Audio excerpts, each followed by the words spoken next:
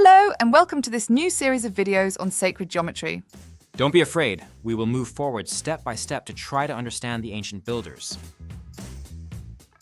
The number 1 is represented by the point. Starting point or end point, vanishing point or inflection point. The tip of the pencil will follow your intention and sometimes your intuition. The center, the navel, the beginning. The main thing is your point of view. In any work, from the simplest drawing to the greatest cathedral, there is a beginning and an end, a center and a unity, but also a whole, and that's all. The first point drawn by your pencil, the first hole pierced by the tip of your compass. Where will you place the starting point of your shape? In the center? Yes, but the center of what? Of your paper or of your shape? Sometimes you will want to draw a square with 10 centimeter sides. Sometimes you will want to inscribe it in a circle with a 10 centimeter diameter.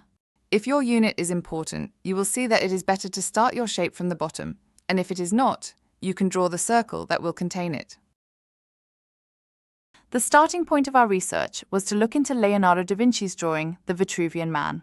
We wanted to understand the secrets and mysteries that surrounded this work known worldwide, and yet still misunderstood. By reviewing the current knowledge on the subject, we noticed that the writings were scattered between the squaring of the circle, the golden ratio, and many other ideas.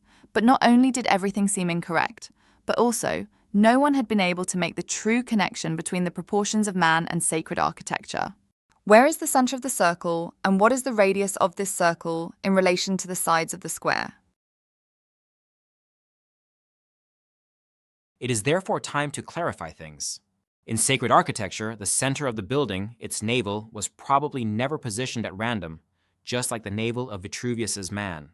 Where is it exactly? You will discover it by continuing step by step.